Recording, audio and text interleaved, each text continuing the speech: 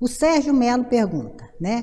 Quais são as melhores fontes de avaliação de riscos hoje? O Banco Mundial continua sendo referência? Em governança do Estado, o Banco Mundial é. E nós vamos ver na segunda parte da aula agora, a avaliação da governança, né, sobre o ponto de vista do Banco Mundial. Mas, sobre o ponto de vista de tudo isso que nós estamos acontecendo, eu prefiro a OCDE. A OCDE para nós, em governança, em princípios, nós vamos estar falando nas mudanças dos princípios que a própria OCDE já atualizou esse ano, do IBGC, nós vamos ver que ela está mais ainda ligado mais a esse processo capitalismo. Eu prefiro, tá? Eu como autora, eu prefiro a fonte, sendo essa fonte mais da OCDE, tá? O Marcelo Lana pergunta, como você está observando as empresas brasileiras nesse contexto ESG? Estão aderentes ao nível internacional ou ainda falta muito? Marcelo, o mundo inteiro está buscando exatamente a questão da materialidade. Nós temos uma Inglaterra que está na ponta disso. A palavra-chave que nós vamos ver é taxonomia, green taxonomia. Eles estão trabalhando isso há mais de 5 anos, nessa coisa, pegando o GRI da vida, IFRS, as nossas ISO todas, e tentando juntar tudo isso para classificar, que eles chamam de taxonomia. Então, a Inglaterra está na frente de tudo. O Brasil é interessante, né?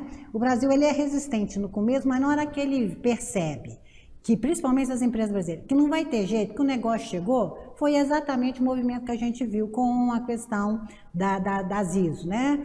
Custamos aderir, mas quando aderir, em 2 anos nós estávamos assim, praticamente aderentes ali, ninguém questionava mais sobre isso. Nós estamos começando a ver isso, tá? As empresas estão indo. A iniciativa privada, o que está segurando aqui as empresas brasileiras? Principalmente as médias pequenas.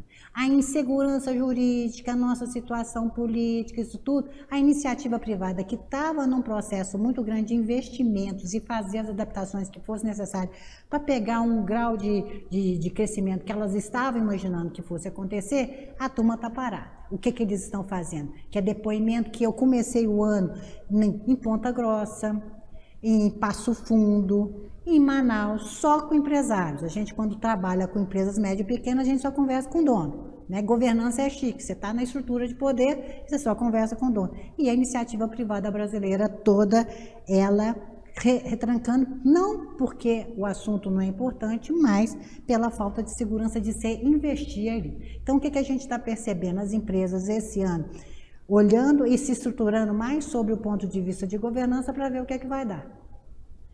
Isso antes de uma guerra, como nós estamos vendo agora, né? Então, tem. Agora, as que estão fazendo, têm um contato, as nossas leis, né, nesse aspecto, principalmente de sustentabilidade, estão muito fortes, a Bolsa está seguindo o que está acontecendo, e as empresas estão ali. Mas você vai ver, quando a gente estiver falando na próximo mês, né, quando a gente mostrar a sequência, né, da Bolsa, o nosso mercado ainda não valoriza como deveria estar valorizando essas questões, tá? A Letícia, né? Como você enxerga o ciclo atual de investimentos estrangeiros versus a situação brasileira? Bom, a nossa Bolsa, terminamos o ano passado com 54% dos investimentos do hot money. É a turma que está aqui porque o risco Brasil é alto e continua mais alto, né?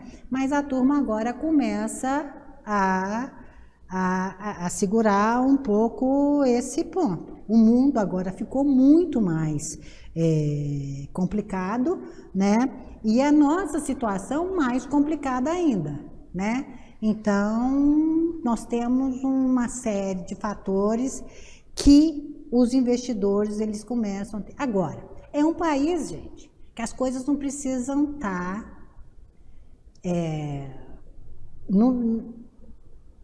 digamos assim, tudo certinho, não. Se o Brasil colocar, né, tiver na direção correta que a turma pensa, a turma vem para cá, porque é um país que tem tudo e tem tudo por fazer. Então, se alguém vai ganhar dinheiro no país. É muito mais fácil você ganhar dinheiro fazendo algum negócio com o brasileiro do que com a Índia, que tem todos aqueles processos ali culturais, com a China, né, com todos ali. Então, a gente tem que ver, né, que se tiver as coisas mais ou menos, iniciativa privada, mais ou menos, tendo um pouquinho mais de segurança para aplicar, vem. Porque o país, gente, ele é muito maior do que qualquer pessoa que esteja no comando dele. Nós somos ricos demais e nós temos um hedge natural, que todo mundo sabe disso, que é o tamanho do mercado brasileiro. Então, as coisas estando mais ou menos na direção razoável, a turma vem para cá. No momento, é uma coisa que impede, pelo menos essa é a minha visão, tá, gente? Eu sou engenheira eletricista, vocês não vão, né? Mas é que tem estudado todo esse processo o tempo inteiro, tá? A Raíza pergunta, essa pergunta do atual investimento estrangeiro e coisa foi da Letícia, e a Raíza Cavalcante pergunta, na sua opinião, qual a posição estratégica que o Brasil poderia ou deveria se manter no contexto de guerra mundial no que concerne as reservas de urânio e nióbio? É negócio. E aí a gente tem que ver exatamente para onde, porque o que é uma pergunta, Raíssa, muito bem colocada e de um risco altíssimo. Porque se nós tivermos um redesenho geopolítico, nós não podemos esquecer que a Hungria, por ter feito, né, ter feito parte ou escolhido na época da Segunda Guerra, o lado que perdeu a guerra, ela perdeu 70% do território dela. Com guerras e a gente tendo um processo, né, uma possibilidade disso estender mais do que nós estamos aqui, o risco para nós é muito grande. Então, mais do que nunca, nós precisamos ter muito juízo, nós temos que ter muito, porque o que nós temos, poucos países têm o que nós temos na quantidade do que nós temos. Então, é de uma responsabilidade, nós do setor, colocar o preço nisso e colocar o que deveria ser feito e tudo. E o que a gente vê, os políticos tomando decisões sem ter a mínima noção do valor que nós estamos trabalhando aqui dentro. Então, é complicado. Mas a sua pergunta tem uma importância muito grande. E aí? E você está falando de urânio, nós estamos falando dos nossos minerais raros, aquelas coisas todas que pouquíssimas pessoas têm. E por isso o interesse aqui é muito grande. Tá? Então, é uma pergunta difícil de responder e que vai depender muito do pessoal que está tendo, né, o contato com essas ONGs internacionais e tudo, e o cuidado que a gente tem que ter como brasileiro de proteger aquela questão do que é nosso, vamos fazer, mas vamos sentar de igual para igual. A terra é nossa, o mineral é nosso, que negócio que você tem, que seja bom, inclusive para o brasileiro. Essa é a minha opinião. Sérgio Melo pergunta, em relação aos padrões dos relatórios, GRI continua sendo uma referência? Continua. É uma das referências como o IFRS, tá? Ele entra nesse processo dessa mudança, né? Dessa consolidação de dados, né? Que a gente está chamando de taxonomia, green taxonomia. Tá? Que União Europeia e Inglaterra estão muito bem. Ele continua sendo uma referência, uma boa referência, que é conhecida nossa, gente, desde 92. Então, quem tem um bom trabalho, um bom relatório de GRI, onde é que começou isso há tempos atrás? E o nosso setor, né, e as nossas grandes empresas, elas conhecem esse aqui, continua, mas não é o único. Mas ele ainda tem alguns aspectos que não levam em consideração, que está chegando agora, que veio mais com essa agenda e tudo. Essa agenda ESG ampliou, né? É muito mais do que sustentabilidade, tem a questão mais social, tem questão de imigração, tem uma série de coisas que ela ampliou. Quer dizer, o GRI ficou pequeno na demanda do que a sociedade entende dessa agenda, tá? Que outras entidades que publicam padrões de relatórios de ESG? Bom, as bolsas estão publicando agora as referências, né? Estão vindo muitas outras, e eu acho que quem está dando o tom realmente nisso são as empresas que estão aderindo, né? Ali é aquilo que é possível. Porque hoje a questão tem muita gente falando em ESG, Sérgio, sem saber o que é ESG. E tem muita empresa, pasmem os senhores, que estão ali, tá? A turma está dizendo indicador de tudo, sendo que o mundo, FMI, OCDE, Banco Mundial ainda não tem essa materialidade toda, está se criando agora. Então, me assusta muito quem dizer. Por isso, quando o Harvard fala, né, nós vamos pegar, onde é o ponto fraco das empresas, né? Eu vou buscar greenwash e social wash. Então, nós não podemos esquecer, por exemplo, que há 1 ano e meio atrás, Deutsche Bank foi invadido pela polícia especial alemã, ficou fechado durante 15 dias porque ele foi acusado de estar financiando projetos greenwash.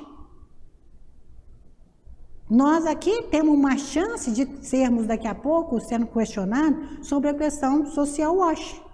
É o caso que aconteceu com as nossas vinícolas, né?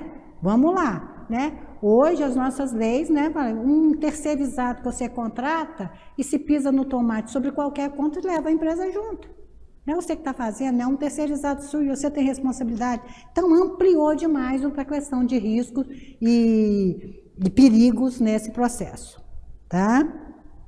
Mas ainda o GRI ainda é uma das coisas mais consistentes, mas que faz parte dessa taxonomia. O Brasil está em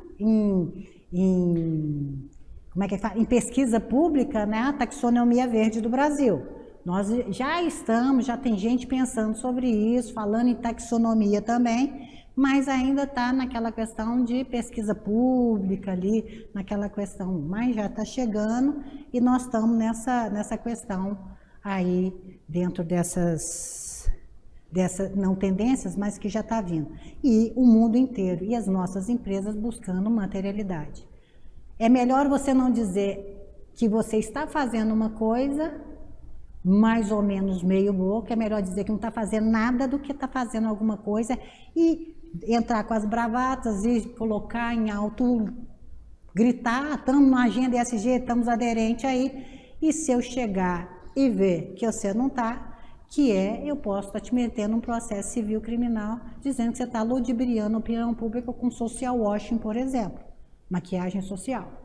Então, e o nosso processo ele é muito forte, e o nosso setor de mineração, ela é o palco perfeito para a gente trabalhar essas coisas. E mais complicado, porque todo mundo sabe que nós tiramos e não voltamos com as coisas, nós somos extrativistas. Hoje o território de atuação onde nós atuamos, Sérgio, é que vai dar para nós a coisa se a gente está fazendo a coisa certa ou errada. Não é a empresa dizer que tem isso, que tem esse indicador. Tem que passar pelo escrutínio popular dos territórios onde são impactados por nossa empresa. É o território impactado, são os nossos stakeholders mais próximos, que vai dar a nota se nós estamos ou não fazendo. E isso é de acordo com eles, é o que aconteceu com a Shell. Não basta estar dizendo que está fazendo. A sociedade pode achar que é pouco e vai te lascar. E vai te cobrar porque ela não está entendendo o que você está fazendo. Por mais que você faça. Então, exige a questão dos nossos gestores, principalmente de setores quanto nós, uma capacidade, uma competência que nós não tivemos essa competência na nossa área de formação. É saber conversar com xiita social, xiita ambiental sim, e saber lidar, e saber chegar num ponto. Porque se você não souber conversar, se você não tiver essa competência, se você não tiver saber explicar o que nós estamos fazendo, por que nós não estamos fazendo determinada coisa, dependendo da forma que isso aconteça, você tem um grande problema e você não vai sair do lugar. O risco é muito grande. E a nossa responsabilidade como gestor no setor de mineração é grande demais para lidar com essas questões. Sérgio Mello, de novo, obrigada pela participação, Sérgio, tá? Sobre o rate, a Vale tinha uma avaliação melhor do que a do Brasil. Ela descolou em 2002 acima do país. Isso ainda acontece? Uma empresa deslocar do país? Acontece muito. As nossas empresas que sobrevivem a toda essa confusão que é Brasil, né? Ela tem. Por exemplo, a nossa Localiza, ela é AAA. num país que é double-less. É um esforço gigantesco que uma localiza tem para fazer, e a primeira coisa que ela mostra nas demonstrações dela, em qualquer roadshow que ela faça, a primeira coisa que ela mostra, somos AAA pelas agências de rate do mundo inteiro. Tá, bom, não precisa dizer mais nada, porque é isso. As nossas empresas, a criatividade brasileira, do dono brasileiro, naquilo que precisa ser feito para garantir coisa, nós somos muito bons gestores, gente. Mas isso não isso é verdade. Nós aguentamos pressão que essa turma e necessidades assim, e inseguranças, que é muito difícil um país vivenciar o dia a dia que nós vivemos. Então nós somos ótimos como gestores. E no setor de mineração, pasmem, é o único país que, por exemplo, pega geólogos, engenheiros, e esses caras fazem curso de MBA, porque numa Europa os negócios é tudo muito dividido, é técnico, é coisa, ninguém tem interesse, porque todo mundo vive bem. Aqui não, nós fazemos gestão e nós queremos fazer 1, 2 ou 3 gestão e vamos que vamos, e não paramos. Então nós somos muito mais preparados para essa questão. Então é muito comum, e isso é comum, eu dou exemplo fora do setor, que é a própria Localiza. Marcelo Lana, qual o melhor caminho para desenvolver um grupo familiar para uma governança corporativa eficiente e moderna sem afetar os valores que construiu a empresa deste fundador? Pergunta de milhões aqui, né, Marcelo? A primeira coisa, Marcelo, o que é estruturar ambiente de governança? É fazer o dono pensar como acionista. O que é fazer o dono pensar como acionista? Como? Eu tenho que ter minimamente um acordo de acionista que vai dizer o que vai valer nessa passagem transgeracional. Se todos os herdeiros podem entrar na empresa ou não, se vai ter regras ou não. É domesticar a família em função do negócio. Então, o trabalho que a gente faz com empresas familiares, a primeira coisa é você criar um conselho de sócio para ensinar o dono a pensar como acionista, porque como ele está na direção e tal. E à medida que ele vai pensando como acionista, ele vai colocando aquelas regras que ele sabe. O dono, para fazer, não perder o valor e não perder aquela coisa, que a gente fala o seguinte, né? Eu, pelo menos, tenho essa percepção que é muito forte. Geralmente, herdeiro tem pedigree. Tem pedigree, é filho do dono, ele conhece e tal. Os meninos têm pedigree. Eles não têm o faro que o pai tem.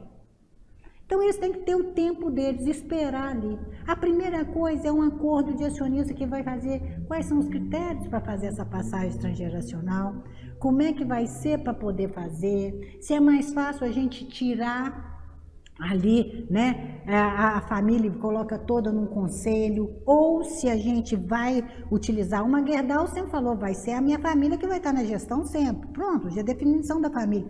Uma Natura já falou, ninguém de linha direta de sangue entra na Natura nem para fazer estágio. Já definiu. Então o dono define o que ele quer ali nessa passagem para garantir a empresa ao longo do tempo. Então a gente começa a coisa base, inicial e a mais difícil para fazer é o primeiro acordo de acionista bem feito e bem montado. Ali você coloca, se eu surtar, o que eu faço? Se o dono morrer, como é que fica a família? Como é que eu seguro disso? Como é que é tudo? E vocês entendem aí de acordo de acionista, boa parte dos advogados ali é o que eu estou falando. É a base inicial, aí depois você vem com o processo de sucessão, aí a gente vem todo. Mas primeiro é preparar, é domesticar a família para proteger o patrimônio que ela tem, tá? Essa é a coisa e a coisa mais importante. E quando a gente cria isso é bem montado, a empresa vai crescendo, ela vai robustecendo, ela vai atualizando o acordo de acionista de acordo com o ciclo de vida da empresa e vai partindo para o abraço, porque ela vai ficando com uma robustez estratégica que ela tem condição de conversar com o private, se vai crescer, se vai ficar só na família, se vai vender, aí é outro jogo. Mas aqueles 2 momentos que nós falamos na aula de hoje é condição sine qua non para ser trabalhado. Não sei se respondi a sua pergunta, viu, Marcelo? Que fez essa daí do grupo familiar. Outro ponto, Sérgio Mello aqui. E a transformação, ela não muda o equilíbrio das forças? Muda, desde que o dono queira, né? A transformação digital está vindo aí, nós temos que estar acontecendo, acompanhando isso. Isso muda muito os nossos setores, mas dono vai ser sempre dono. E ele vai acompanhando isso à medida que ele vai ter. E isso vai depender do setor, das demandas do setor que ele tem. Muda o foco, muda a experiência, mas a essência da família não vai mudar, porque você é mais digital ou menos digital. O que você tem que fazer para preservar o seu patrimônio vai depender disso. E o que é interessante, o que a gente está percebendo nessa geração, que é a chamada Next Generation, essa que está entrando nas bocadas. Eles vêm com uma pegada digital muito maior do que a minha geração tinha, por exemplo. Né? Eles estão muito mais afeitos, eles conseguem perceber oportunidades que a minha geração, por exemplo, já não consegue perceber com tanta facilidade.